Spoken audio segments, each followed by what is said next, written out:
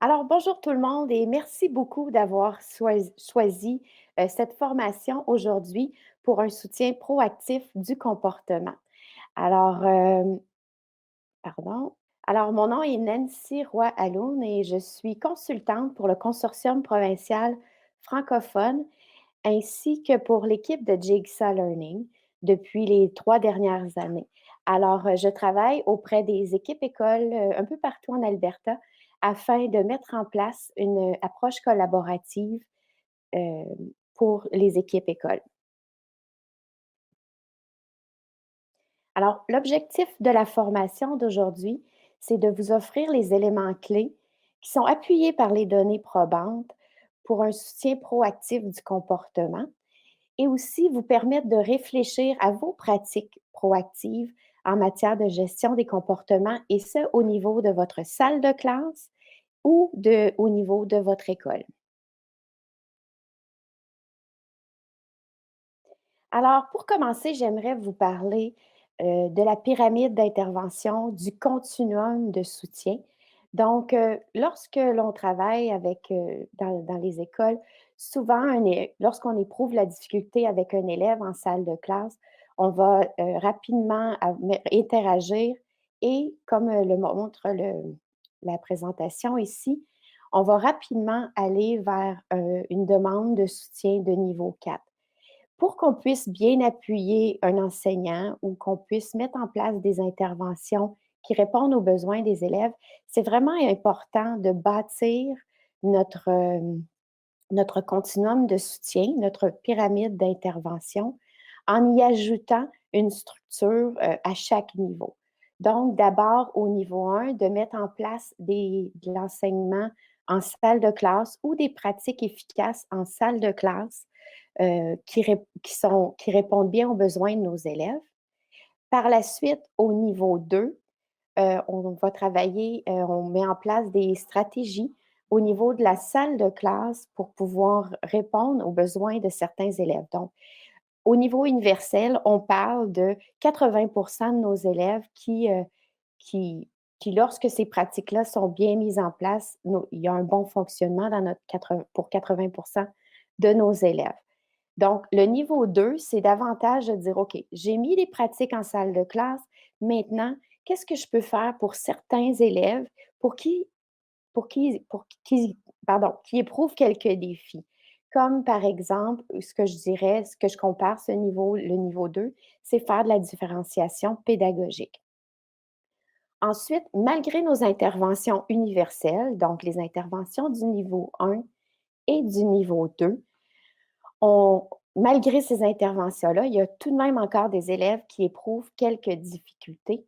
Donc, on met en place des interventions qu'on dit des interventions de niveau 3. Les interventions de niveau 3 ne sont pas nécessairement des interventions, heu, en salle de classe, peuvent être des interventions en salle de classe, mais aussi en sous-groupe et finalement, malgré le fait qu'on a mis des interventions de niveau 1 et de niveau 2, et de niveau 3, parfois, certains élèves demandent un soutien plus intensif, donc on va vers le niveau 4. Alors, on d c'est très important de comprendre que pour que nos interventions, nos stratégies fonctionnent bien, il faut bâtir, donc avoir une base solide, donc davantage, une base solide au niveau des interventions et des stratégies qui sont universelles. Lorsque l'on parle, juste pour vous mettre dans le contexte avant de vous donner, heu, des stratégies et des interventions efficaces, lorsque l'on parle d'une lorsque l'on bâtit un continuum ou une pyramide d'intervention, heu, c'est important de s'attarder aux 3 termes qui sont ici, donc intervention, stratégie et accommodation. Donc, au niveau 1, donc quand on parle du niveau 1 universel, on met en place des pratiques efficaces qui sont appuyées par les données probantes. Au niveau 2, on met en place davantage des stratégies et des accommodations. Donc, on met en place, comme j'ai dit tout à l'heure, on fait de la différenciation pédagogique. Et au niveau 3 et au niveau 4, on met en place des interventions. Et je vais vous expliquer la différence entre ces 3 termes. Alors, d'abord, une intervention. Donc, des interventions, ça vise vraiment à combler des lacunes des élèves. Donc, quand on met des interventions en place, il faut tenir compte de 3 critères euh, pour que ce soit nommé une intervention efficace. D'abord, une intervention, ça enseigne une compétence qu'on a ciblée, qu'on a évaluée avant. Donc, on a ciblé le besoin d'un élève et maintenant, on met en place une intervention qu'on sera en mesure de mesurer et d'évaluer.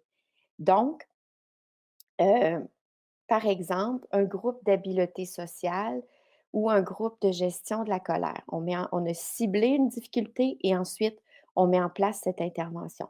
L'intervention devrait aussi être offerte par un enseignant qui est qualifié, donc qui est qualifié dans le domaine. Si on met en place des groupes d'habileté sociale, la personne, et ici on met le terme enseignant, mais ça peut être un membre du personnel, une aide élève, une autre personne qui vient à l'école pour appuyer, mais la personne doit être qualifiée. Donc, si on met en place un groupe d'habileté sociale, c'est important que la personne sache comment gérer et comment mener cette intervention de façon efficace. Et le troisième critère, c'est ça offre un enseignement supplémentaire à un élève. Donc, quand on met en place une intervention, comme on l'a vu dans la diapo précédente, c'est que on a déjà mis en place d'autres stratégies au niveau de la salle de classe pour pouvoir répondre aux besoins des élèves. Donc, c'est un enseignement supplémentaire, c'est un ajout d'intervention pour vraiment bien répondre aux besoins que l'on a ciblés chez l'élève.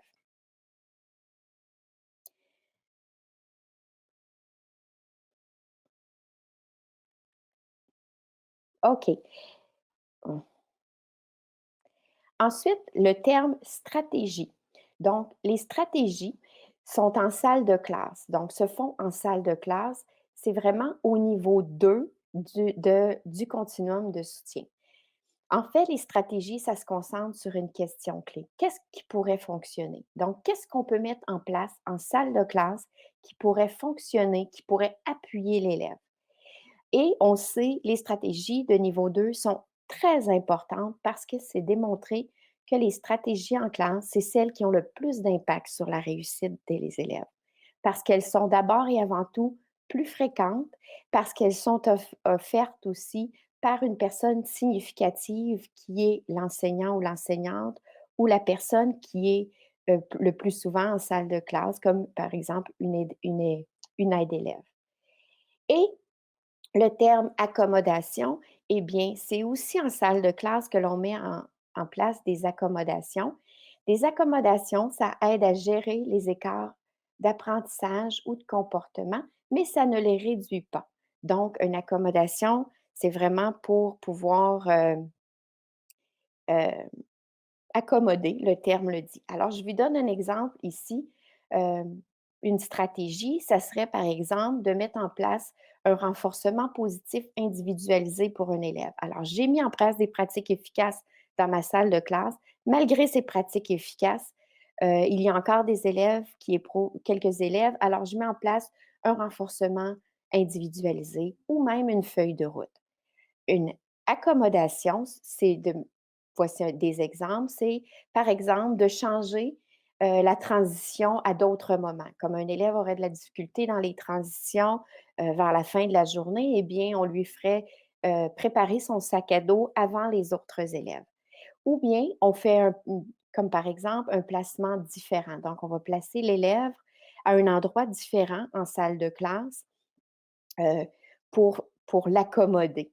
Donc, comme c'est indiqué, les accommodations ne réduisent pas ou ne changent pas le comportement de l'élève, ils facilitent le fonctionnement de l'élève à l'intérieur de la salle de classe. Alors, c'est important comme équipe école ou vous-même comme enseignant dans votre salle de classe de développer votre continuum de soutien. Et c'est beaucoup plus efficace de développer un continuum de soutien en comportement à l'échelle de l'équipe école, mais vous pouvez aussi, comme enseignant, développer votre continuum de soutien pour dire qu'est-ce que moi, je vais mettre en place comme pratique de niveau 1? Qu'est-ce que j'ai comme dans mon coffre à outils, dans mes stratégies de niveau 2? Qu'est-ce que je peux offrir au niveau 3 ou quelles sont les possibilités d'appui de niveau 3 au sein de mon école? Et ensuite, quelles sont les interventions qui sont possibles de niveau 4 pour dans mon école ou dans mon conseil scolaire? Alors, pour un soutien proactif du comportement, tout ça pour résumer, on met en place au niveau universel des pratiques efficaces. Ensuite de ça, on travaille sur des stratégies, des accommodations et si tout ça ne fonctionne pas, on va de l'avant vers des interventions qui sont ciblées ou personnalisées. Aujourd'hui, on va travailler davantage et je vais vous présenter davantage des pratiques efficaces et des stratégies et des accommodations que vous pouvez mettre en place dans votre salle de classe ou au sein de votre équipe école.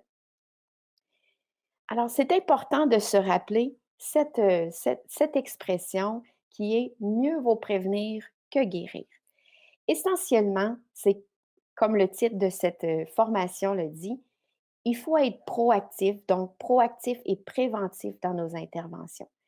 Les recherches ont démontré que les enseignants qui ont le plus de succès dans leur salle de classe ou en matière de gestion de classe sont les enseignants qui mettent environ 80 des interventions qu'ils mettent en place sont des interventions de type préventive et que 20 de ces interventions sont des interventions de nature corrective. Alors, l'accent est mis davantage sur sur la prévention que sur la correction. Quelles sont les pratiques universelles qui sont efficaces? Alors ça, c'est la première question qu'on va se poser et que je vais tenter de répondre pour vous aujourd'hui. Alors, quelles sont les pratiques efficaces? C'est des pratiques vraiment de niveau 1. Donc, je vais vous parler aujourd'hui, cette partie touche vraiment qu'est-ce que vous devriez avoir au sein de votre salle de classe ou au sein de votre école comme pratiques efficaces qui ont été démontrées par les recherches comme étant de bonnes pratiques.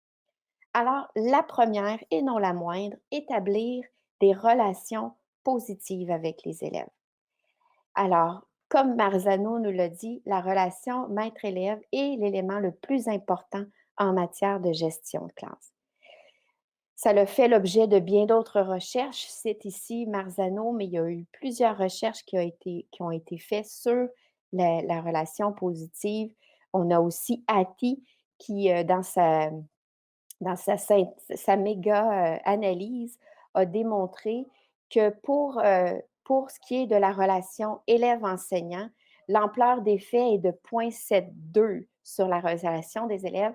Alors, quand on sait qu'un effet d'ampleur de 0,4 a un impact positif sur les élèves, donc un effet d'ampleur de 0,72 a un très grand impact sur la réussite des élèves. Il y a aussi dans la recherche qui a été démontré que les enseignants qui cultivent des relations positives ont 31 moins de problèmes de discipline dans leur salle de classe. Alors, c'est vraiment important de penser à comment on va établir, comment on va mettre en place des relations positives avec nos élèves. Souvent, on le fait de façon naturelle et tu sais, c'est comme ça, l'année commence et on établit avec nos élèves des relations positives. C'est important de s'y attarder, d'y réfléchir pour pouvoir être conscient de qu'est-ce qu'on va faire pour favoriser ces relations positives dans notre salle de classe tout au long de l'année. Alors, ce qui est d'abord important, c'est d'interagir avec tous les élèves et surtout avec les élèves les plus difficiles. Alors, parfois, les élèves les plus difficiles, on a une certaine crainte ou une certaine réticence, mais vraiment, c'est avec eux que l'on devrait euh, mettre le plus d'accent sur la relation positive. Mais en général, voici quelques stratégies que vous devriez vous assurer de mettre en place pour assurer des relations positives avec vos élèves. D'abord, regardez les élèves lors des échanges. Alors, quand un élève s'adresse à vous, le regardez. Interpellez les élèves par leur prénom. Posez des questions ouvertes. Donc, qu'est-ce que tu as fait en fin de semaine au lieu de t'as-tu eu une bonne fin de semaine? Parce que t'as-tu eu une bonne fin de semaine? L'élève dit oui ou il dit non. Mais qu'est-ce que tu as fait en fin de semaine? Ça ouvre une discussion plus ouverte, ça démontre à l'élève un intérêt que vous avez pour lui. Adoptez une expression faciale appropriée. Donc, souriez, soyez accueillant. Une autre stratégie qui est très efficace, c'est d'accueillir les élèves à la porte de la classe. Donc, moi, quand j'étais directrice d'école, au sein de notre école, c'était un incontournable.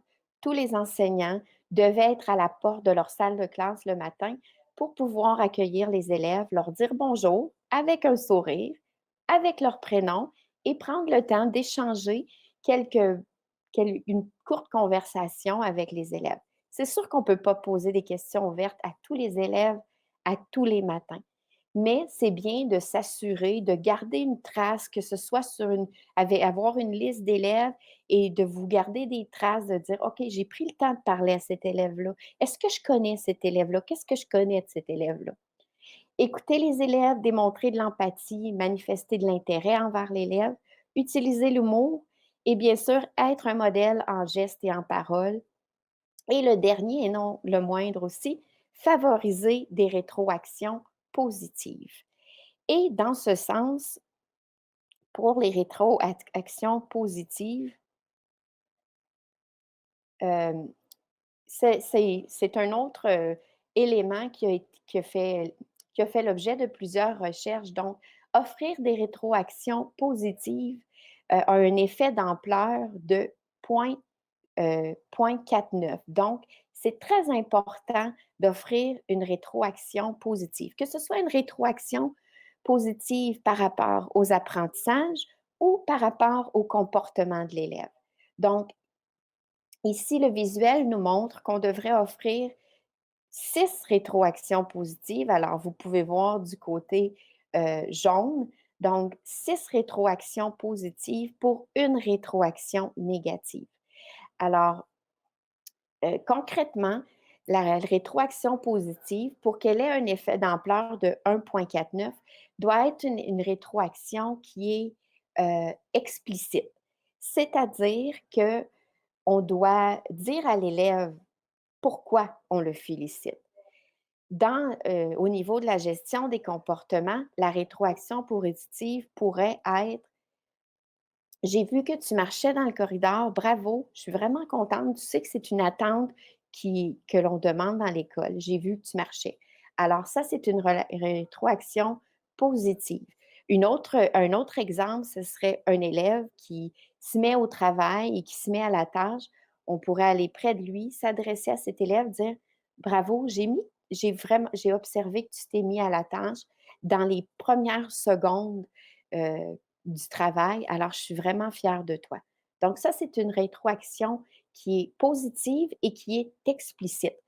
Parfois, on va pas prendre le temps de faire des rétroactions qui sont explicites et l'élève pourrait ne même pas savoir pourquoi vous le félicitez. Donc, par exemple, un élève rentre de la récréation puis on dit bravo! Oh, c'est beau, Mathieu, tu as bien fait. Il faut expliquer qu'est-ce qu'il a bien fait. Alors, vraiment, la rétroaction positive est importante à considérer et, euh, et à garder en tête. Excusez-moi, je vais retourner. Ensuite, définir et enseigner explicitement les attentes comportementales à l'échelle de l'école. Euh, Alors, ça, c'est un élément aussi, une pratique qui est efficace. Il faut considérer les attentes comportementales comme des objets d'apprentissage, donc comme on voudrait enseigner la lecture ou les mathématiques, on devrait prendre le temps d'enseigner aussi les comportements. Pour ce faire, il est très bien de développer ce qu'on appelle une matrice des attentes. Ici, vous avez un exemple d'une matrice d'attente comportementale à l'échelle de l'école. Donc, on établit d'abord les valeurs de l'école Plus tard, je vais vous donner, je vais vous montrer un exemple d'une matrice de salle de classe. C'est le même principe à l'échelle de classe. Donc, on établit les valeurs. Comme ici, on peut voir les valeurs qui ont été établies, c'est respect de soi, respect des autres et respect de l'environnement et responsabilité. Ensuite, on précise les aires de vie. Donc, par exemple, dans le corridor, à quoi va ressembler le respect de soi, le respect des autres et le respect de l'environnement? Et pour chacune, on transforme chacune des valeurs en attente comportementale. C'est-à-dire qu'on se demande, on se pose comme question, qu'est-ce que je vais voir ou qu'est-ce que je vais entendre? Alors, on formule ensuite notre attente de façon précise en «je» et de façon simple et positive. Alors, ne pas utiliser le «ne pas». Alors, ce qui signifie, comme par exemple, le respect des autres dans le corridor, c'est je me déplace en marchant. Je suis silencieux. Alors, puis pour chaque valeur et pour chaque aire de vie, on développe cela. Ensuite, c'est bien de présenter les attentes sur une affiche. Ce que vous voyez là, ce n'est pas l'affiche nécessairement pour les élèves, c'est davantage la matrice qui s'adresse au personnel ou aussi que plusieurs écoles utilisent pour mettre dans l'agenda des élèves au niveau de l'école. Voici les attentes dans notre école et on les enseigne explicitement. Et une fois qu'on les a enseignées explicitement, on revient à notre élément important du renforcement positif et on renforce positivement les comportements attendus. Donc, c'est une démarche. Ici, vous avez des exemples. Donc, vous voyez à gauche la matrice d'une école secondaire. Donc, à partir des valeurs de l'école, ils ont développé les attentes dans chaque aire d'école. Et ensuite, à votre droite, vous pouvez voir pour chaque aire d'école, ils ont développé une affiche qui est là. Donc, par exemple, cette affiche est dans les corridors et elle indique aux élèves à quoi ressemble le respect, la responsabilité et la persévérance dans les corridors. Donc, des énoncés en jeu, des énoncés simples et clairs qui peuvent être, que les élèves peuvent appliquer. Alors ça, c'est un autre exemple d'une école élémentaire. Donc, les attentes, la fiche des attentes pour les corridors avec les attentes énumérées et un support visuel parce que c'est une école élémentaire. Ensuite, on développe, on enseigne explicitement. Donc, vous voyez ici un plan de leçon. Quand on développe une approche comme cela à l'échelle de l'école, les plans de leçon sont faits pour l'équipe. Donc, tous les enseignants enseignent le même plan de leçon pour ce qui est des attentes comportementales pour dans les corridors. Parce qu'on veut harmoniser les pratiques au sein de l'école, on veut que les attentes soient claires et soient harmonisées. Donc, les élèves savent que dans le corridor, les attentes sont les mêmes pour Madame Nancy que pour Madame Linda. Alors, c'est des attentes qui sont harmonisées, donc prévisibles pour les élèves.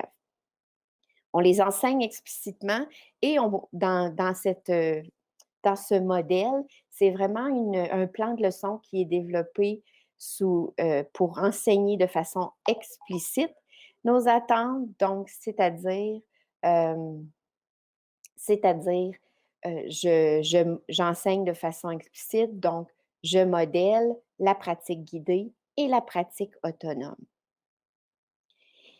Lorsque l'on veut développer la même chose, mais dans notre salle de classe, eh bien, on peut se faire une matrice que l'on a, nous, comme enseignants, mais qu'on partage aussi aux parents. Donc, la matrice des attentes, au lieu d'avoir les aires d'école, devrait contenir les moments de salle de classe, comme par exemple, quelles sont les attentes lors d'un travail d'équipe? Quelles sont les attentes lors d'un travail individuel? Quelles sont les attentes dans les transitions? Alors, ce n'est que des exemples, mais vous pouvez trouver les moments de votre salle de classe. Ici, vous avez un exemple des attentes de classe lors d'un travail d'équipe. Alors, même processus, je mets une affiche où je présente aux élèves Avant un travail d'équipe, je peux sortir cette affiche ou la présenter sur un PowerPoint et voici les attentes et on les regarde ensemble parce qu'on les a enseignées, on les a modelées, on a fait de la pratique guidée et on a fait de la pratique autonome. Lorsque l'on a cette démarche-là bien en place, il est beaucoup plus facile de favoriser la rétroaction positive explicite qui a un impact important sur les comportements des élèves. Souvent, les écoles choisissent de développer cela ensemble et ensuite les enseignants développent leurs matrices d'attente pour des moments précis dans leur salle de classe. Ce que l'on sait, c'est que les pratiques, ce que l'on veut, c'est mettre des pratiques efficaces de niveau 1, donc du bas de la pyramide. Et ces pratiques-là ne sont vraiment pas à négliger. Elles sont vraiment très importantes puisque c'est la base. Donc, il faut vraiment le faire solidement. Les écoles ou les conseils scolaires mettent en place ces pratiques-là, mettent en place dans le bas de la pyramide, établissent quels seront les incontournables. Donc, vous pouvez voir ici euh, un conseil scolaire qui a établi les incontournables, si on veut. Donc, j'entretiens des relations positives avec l'élève, j'enseigne explicitement les comportements, euh, je renforce positivement, je supervise activement et j'offre un enseignement de qualité.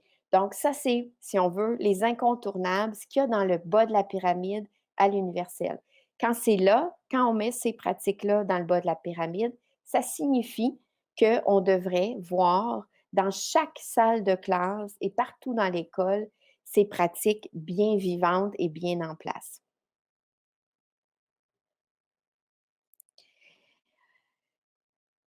OK. Ensuite, on parle de quelles sont les stratégies gagnantes de niveau 2. Alors, on va davantage regarder ce niveau 2 que souvent je fais référence à. Ce niveau-là, c'est le niveau où on fait de la différenciation. Qu'est-ce que je peux faire? Quelle stratégie je peux mettre en place dans ma classe afin de fournir un soutien supplémentaire à un élève?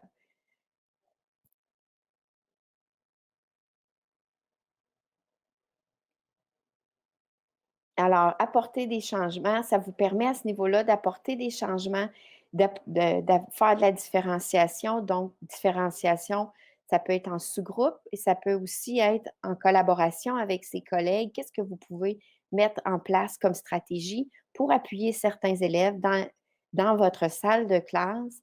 Et puis, ça nous permet de vraiment euh, c'est ça, pardon, mettre en place des stratégies efficaces.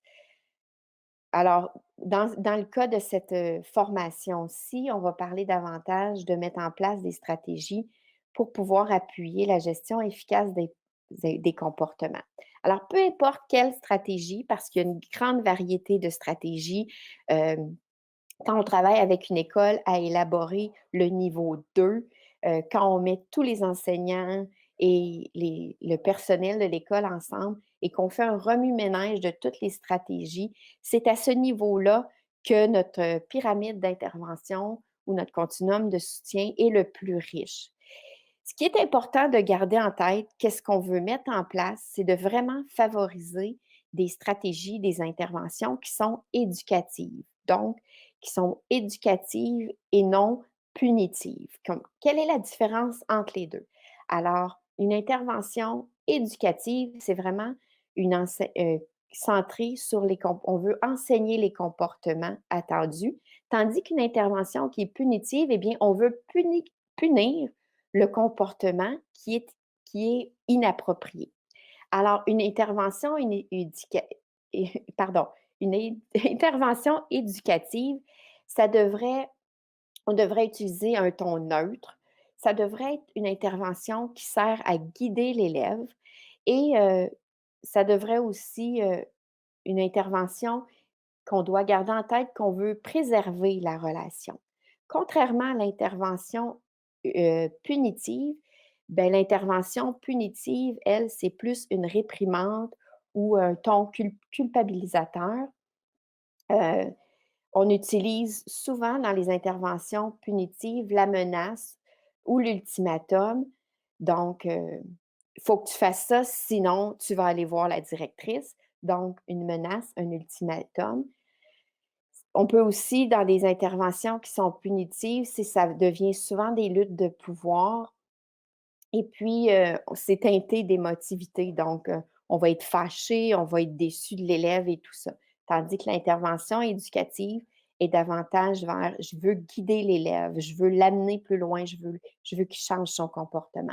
Les effets sont tout à fait différents pour une intervention éducative que punitive. Donc, les effets d'une intervention positive, ben, c'est un apprentissage, un développement d'une compétence, la responsabilisation et ça développe l'autonomie de l'élève et la motivation. Tandis qu'une intervention qui est punitive, bien, ça cultive le ressentiment, ça cultive la peur, la colère et puis ça crée une dépendance à l'autorité. Donc, ça ne développe pas chez l'élève une motivation intrinsèque.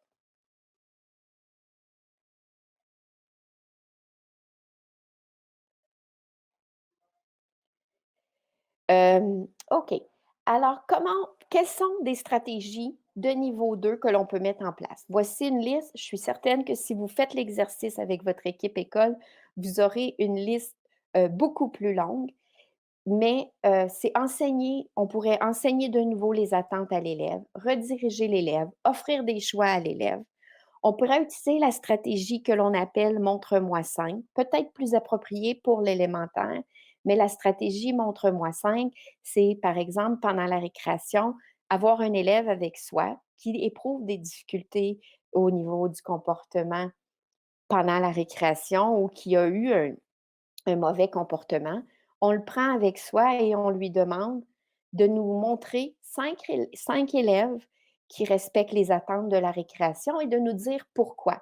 Un peu comme le principe de la rétroaction positive.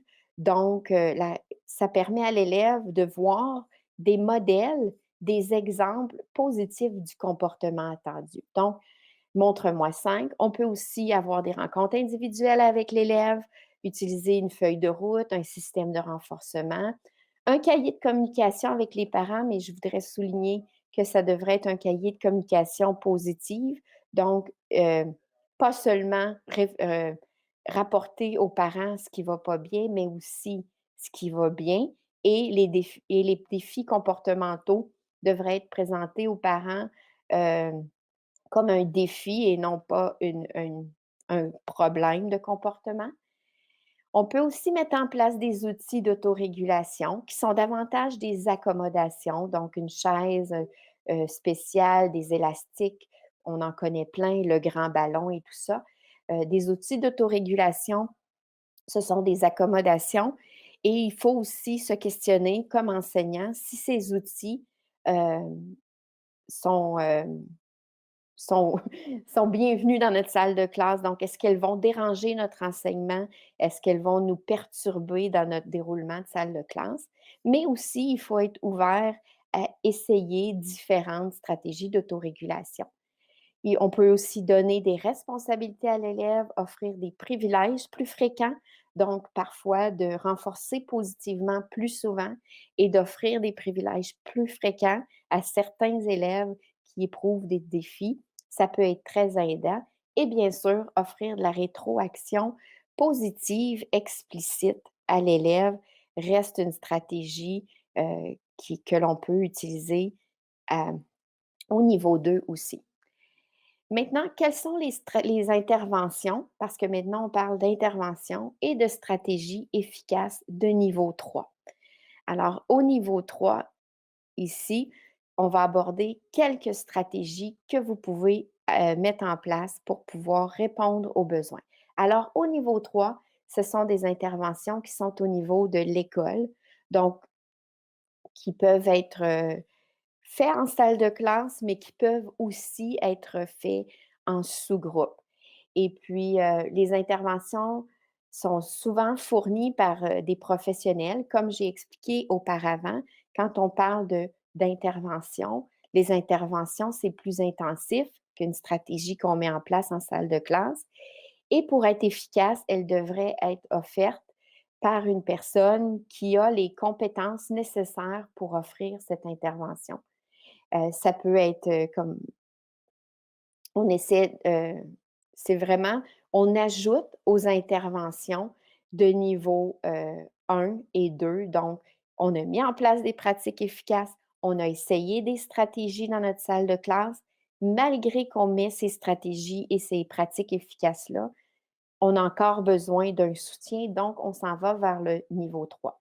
Pour pouvoir, offrir des interventions à ce niveau-là, c'est important d'avoir des rencontres, une rencontre peut-être collaborative avec, l'équipe école, d'avoir des données à analyser. Donc, on peut avoir débuté une analyse fonctionnelle ou avoir des observations de l'élève pour pouvoir identifier ce qu'on veut vraiment changer ou adapter pour notre élève. Donc, une évaluation et quand on met l'intervention en place, bien, c'est très important de mesurer l'impact de cette intervention. Donc, on ne voudrait pas mettre une intervention, commencer un programme avec un élève et réévaluer le programme 6 mois plus tard pour s'apercevoir que ce programme ou cette intervention n'a pas, appuyé l'élève, convenablement. Donc, quand on met une intervention en place, il faut se rappeler d'en faire une évaluation régulière. Quand on parle d'évaluation régulière, on parle de 4 à 6 semaines. Alors, il faut essayer l'intervention pendant au moins 3 semaines pour pouvoir avoir un impact. Donc, l'évaluer entre 4 et 6 semaines nous permet d'avoir une bonne idée de l'impact de cette intervention-là. Alors, quand on met nos interventions de niveau 3, on peut aussi avoir une consultation avec, un enseignant qui est plus spécialisé. Quand on parle d'un enseignant plus spécialisé, on ne parle pas nécessairement d'avoir un spécialiste, mais peut-être quelqu'un au sein de votre équipe école qui a, peut-être davantage de connaissances, en gestion efficace des comportements. On essaie aussi de faire un diagnostic qui est plus élaboré, comme j'ai dit, un peu plus tôt, donc peut-être débuter une analyse fonctionnelle, peut-être aussi avoir une grille d'observation pour pouvoir avoir un diagnostic, donc pour pouvoir mettre, comme on dit, le doigt sur le bobo. Qu'est-ce qui ne va pas avec cet élève-là? Hem, Si on parle: «Oh, l'élève, il contrôle mal ses émotions». OK, il contrôle mal ses émotions. Ça c'est sa difficulté. Maintenant, on veut être beaucoup plus précis, donc avoir un diagnostic, si on veut. Quand il contrôle mal ses émotions? Pourquoi il contrôle mal ses émotions? Qu'est-ce qui fait? Quels sont les signes avant-coureurs que l'on observe chez l'élève quand on voit qu'il est en train de perdre le contrôle? Alors, avoir un diagnostic plus élaboré, c'est ça que ça signifie. Organiser nos données, donc organiser un tableau d'observation pour pouvoir avoir des données claires. Et quand on considère les interventions de niveau 3, il faut aussi considérer, parce que ce n'est pas nécessairement des interventions en salle de classe, il faut considérer du décloisonnement. Donc, qu'est-ce qu'on peut faire au sein de notre école pour pouvoir appuyer des élèves à ce niveau-là? Et par exemple, on pourrait parler d'un élève qui a un défi au niveau du comportement et il est en première année. En discussion d'équipe, on s'aperçoit qu'il y a un autre élève qui est en deuxième année ou qui est en troisième année, qui a des grands défis à gérer ses comportements, à gérer sa colère. Alors, on pourrait faire un groupe décloisonné, donc un groupe de gestion de la colère pour appuyer ces 3 élèves-là. Heu, s et souvent à ce niveau-là, tout dépend de votre école, de votre conseil scolaire, c'est souvent à ce niveau qu'on commence à développer un plan d'appui ou un plan comportemental pour l'élève, pour soutenir l'élève parce que ça implique plusieurs membres de l'équipe. Alors, quelles sont à ce niveau-là, les stratégies, les interventions qui ont un impact? D'abord, une rencontre individuelle avec l'élève. Donc, quand on intervient à ce niveau-là et même aux autres niveaux, c'est de façon individuelle. Donc, une rencontre élève avec l'élève pour pouvoir discuter justement du diagnostic, pour pouvoir prendre le pouls de comment il se sent, c'est quoi qui le met en colère, qu'est-ce qui l'amène vers ce comportement-là. C'est certain que c'est pas tous les élèves qui peuvent verbaliser ces défis-là, mais c'est en discutant avec l'élève, en ayant une bonne relation avec l'élève, qu'on peut y parvenir.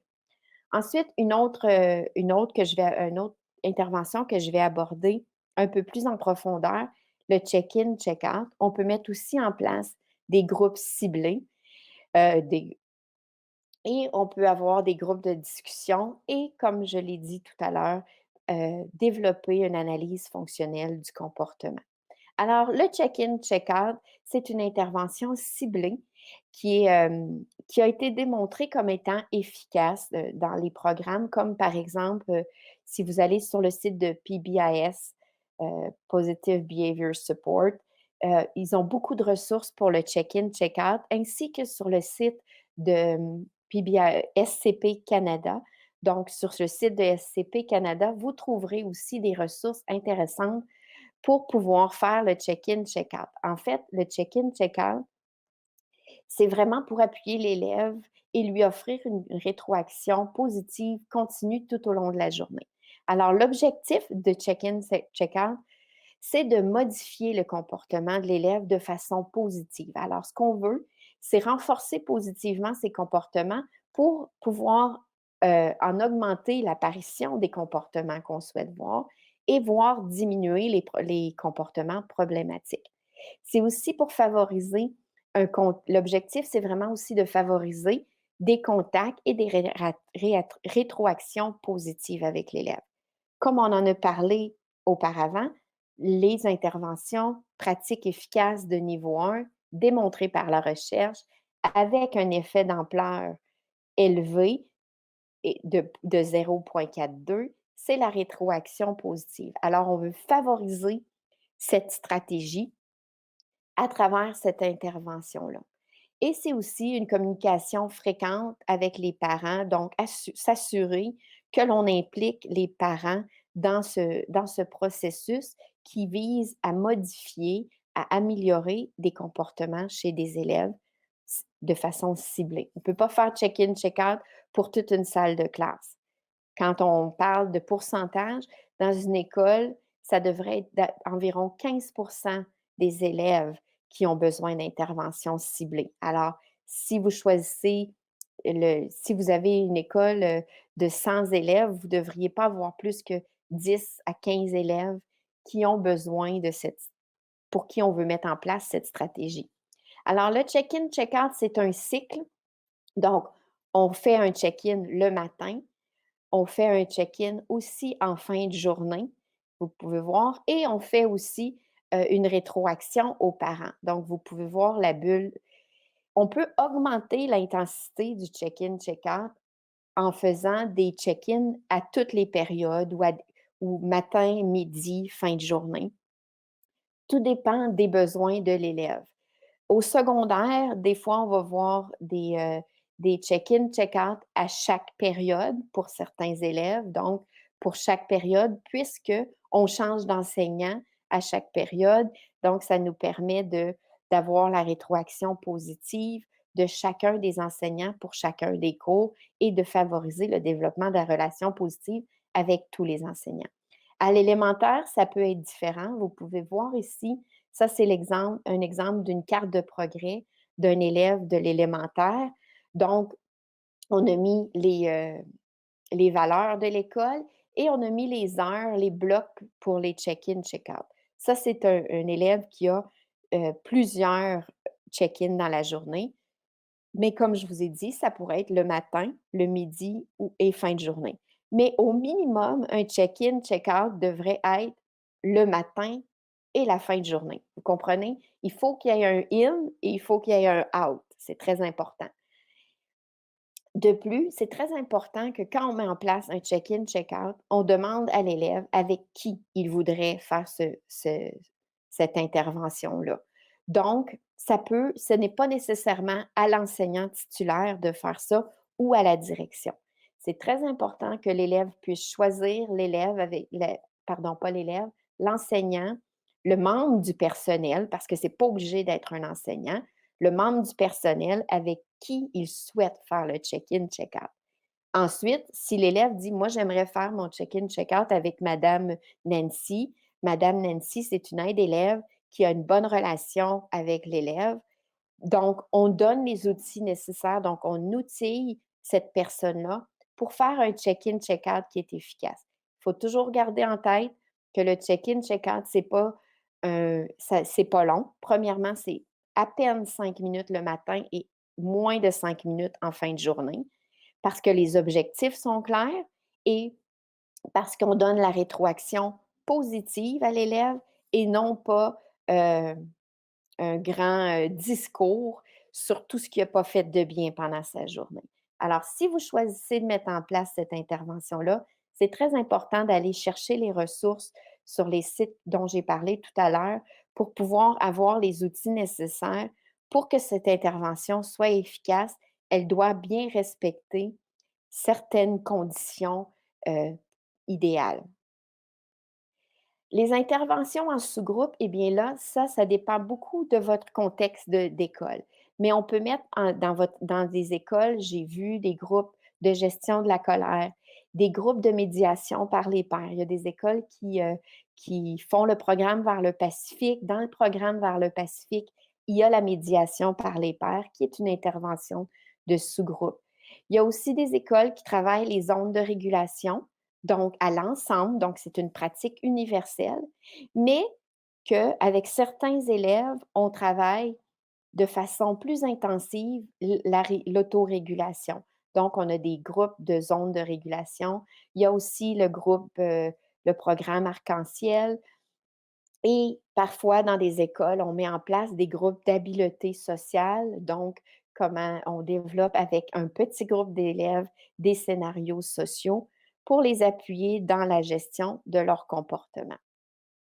OK, on va aussi parler rapidement parce que à ce niveau-là, il faut commencer vraiment à recueillir des données pour pouvoir mieux intervenir. Donc, l'analyse fonctionnelle du comportement, c'est pas nécessairement une intervention, c'est plus une façon de compiler les données pour mieux intervenir. Donc, l'analyse fonctionnelle du comportement, c'est vraiment, hem, une une façon de compiler des données, des observations pour mieux cibler les défis de l'élève. Alors, ce que l'on fait quand on fait une analyse fonctionnelle du comportement, eh bien, on note pendant une période, qui peut être déterminée selon votre équipe école, mais peut-être sur une période d'environ 2 semaines, les antécédents. Donc, qu'est-ce qui déclenche le comportement chez l'élève? Qu'est-ce qui arrive avant le comportement,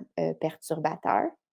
Alors, parfois, il y a des déclencheurs qui sont rapides. Donc, qu'est-ce qui fait vraiment déclencher rapidement l'élève? Ou il y a des déclencheurs qui sont lents. Donc, qu'est-ce qui, tranquillement, amène l'élève à avoir ce comportement-là? Donc, c'est de mettre des énoncés, des observations de façon très, très simple. Donc, ce n'est pas des notes anecdotiques de 5 pages. C'est vraiment qu'est-ce qui se passe avant, qu'est-ce qui se passe pendant, donc quel est le comportement de l'élève et qu'est-ce qui se passe après. Donc, quelles sont les conséquences suite au comportement survenu. Euh, et on sous-estime souvent l'analyse fonctionnelle ou on ne prend pas nécessairement le temps de faire une analyse fonctionnelle quand les élèves éprouvent de plus grandes difficultés au niveau de la gestion des comportements. Mais ça donne un très, très bon portrait de l'élève et ça oriente vraiment les interventions. Et souvent, ça nous donne un portrait de l'élève et ça nous fait remettre en question certaines stratégies que l'on a mis en place au niveau de la salle de classe, qui sont parfois des stratégies qui deviennent des déclencheurs. Hem, je vous explique. Par exemple, un élève pourrait, il pourrait faire une crise de colère à chaque fois qu'il revient de la récréation. Donc, qu'est-ce qui se passe? C'est bon, l'antécédent, c'est la récréation, c'est, jouer avec tel ou tel ami. il se met en colère, c'est le comportement et puis, comme conséquence, ben, on le retire de la récréation. Donc peut-être que la conséquence de le retirer de la récréation, ça fait son affaire. Donc il va reproduire le comportement pour éviter la récréation. Alors, c'est toutes des petites choses comme ça. Il y a plein d'exemples que je pourrais vous donner, mais le temps file rapidement. Alors, mais c'est vraiment d'en faire une analyse pour pouvoir mieux ajuster nos interventions suite à cette analyse-là.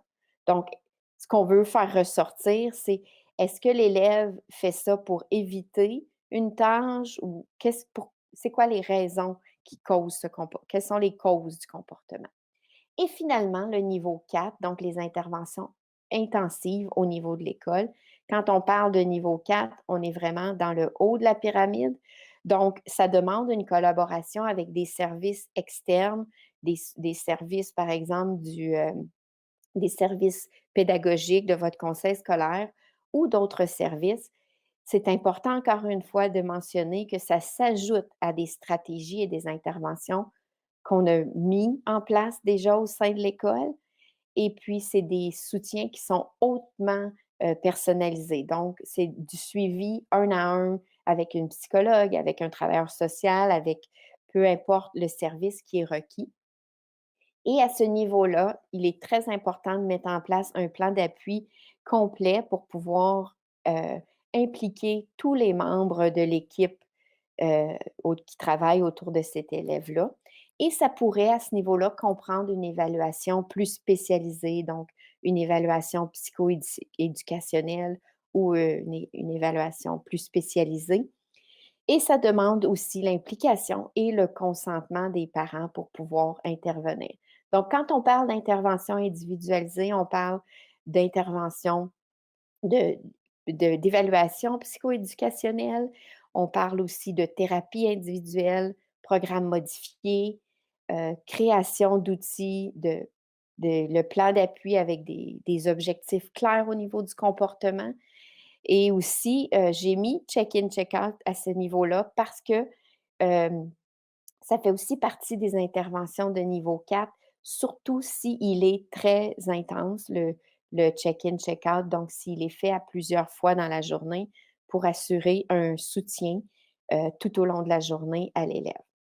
Alors, des erreurs fréquentes qui contribuent à maintenir les problèmes des disciplines, d'abord et avant tout, une des erreurs les plus fréquentes, c'est qu'on sous-estime l'influence des mesures proactives. Donc, on sous-estime toutes les pratiques efficaces de niveau 1 et de niveau 2. Les pratiques de niveau 1 et de niveau 2 sont celles qui ont le plus d'impact sur les comportements des élèves. Intervenir, c'est aussi une des erreurs fréquentes, c'est quand on intervient sur des comportements sans s'interroger, sans se demander la cause. Donc, on revient à l'analyse fonctionnelle du comportement. C'est aussi quand on intervient de la même façon avec tous les comportements. C'est quand on manque de constance ou de cohérence, donc que nos attentes, qu'on a établi des attentes, mais qu'on n'a pas de cohérence dans nos attentes, ou bien aussi qu'au niveau de l'équipe école, nos attentes ou nos pratiques ne sont pas harmonisées.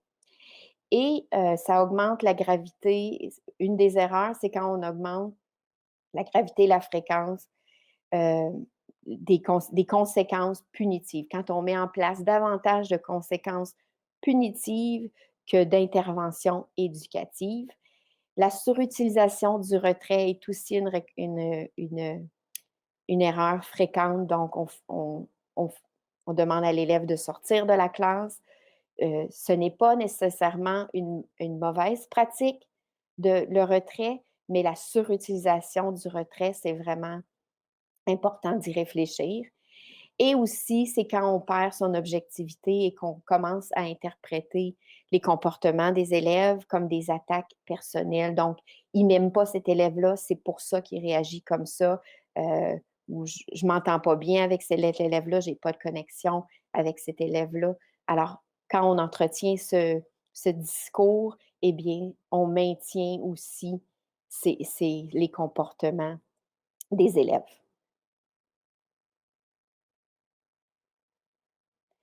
Alors, si vous souhaitez avoir quelques références pour, faire cette présentation-là, c'est les références que j'ai utilisées, 3 ressources que je trouve très intéressantes et très efficaces pour la gestion efficace des comportements. Alors je vous invite à les consulter et à pouvoir, comme il y a plusieurs de ces ressources contiennent des grilles d'auto-évaluation pour pouvoir remettre en question vos pratiques, mais aussi, des outils efficaces pour mettre en place une approche de soutien proactif du comportement à l'échelle de l'école.